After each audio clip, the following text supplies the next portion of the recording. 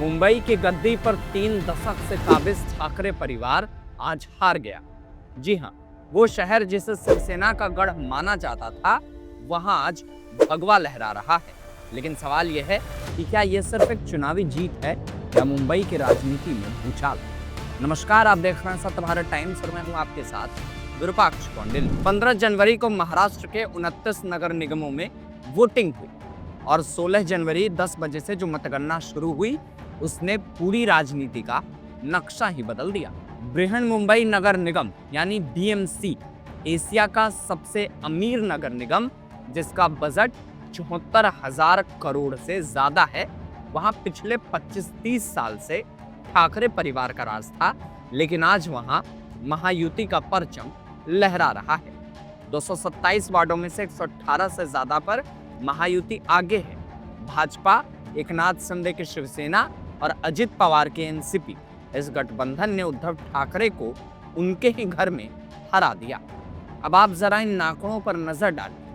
BMC में बहुमत के लिए 114 सीटें चाहिए थी, महायुति ने वो आराम से पार कर ली। राज्य स्तर पर तो हालात और भी साफ हैं कि 2,869 सीटों में से 1,400 से ज्यादा पर महायुति आगे चल रही है। पुणे में 90 से ज्यादा, नागपुर में 104 से ज्यादा, हर जगह एक ही कहानी। और दिलचस्प बात यह है कि 68 सीटों पर तो महायुति के उम्मीदवार बिना किसी मुकाबले के जीत गए।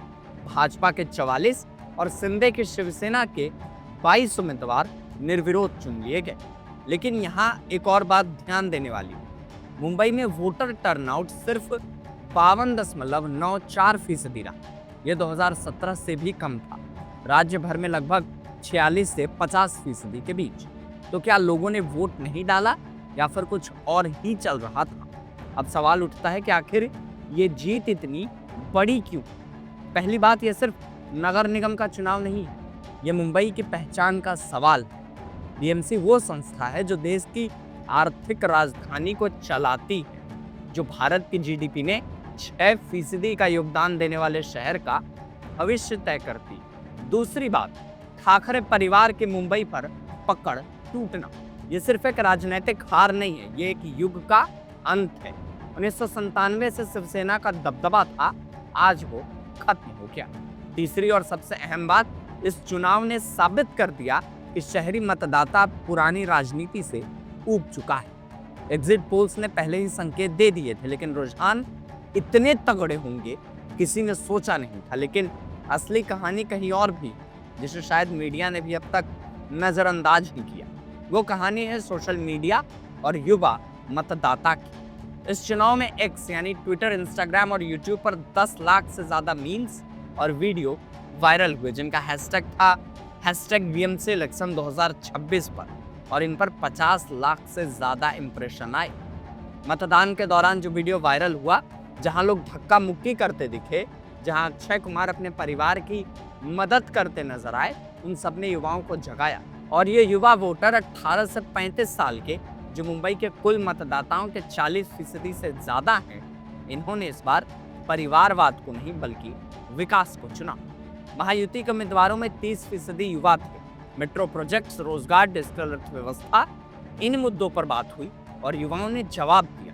ठाकरे की पुरानी अपील, मराठी मानुस की बात आज के दौर में काम नहीं आई। अब सवाल यह है कि आखिर इसके आगे क्या होगा?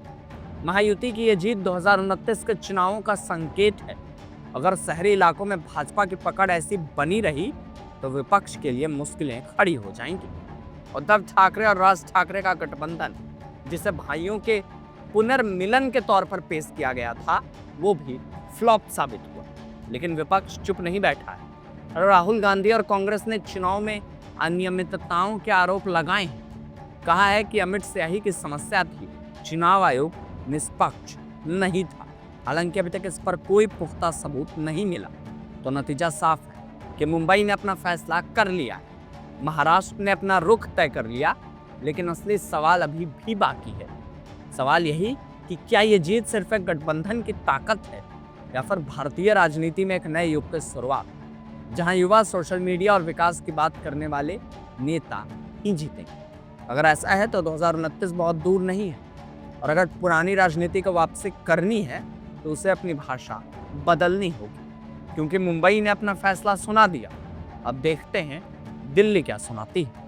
इन खबरों पर बाकी अपडेट्स के लिए आप बने रहें हमारे साथ और देखते रहें सत्य भारत टाइम्स।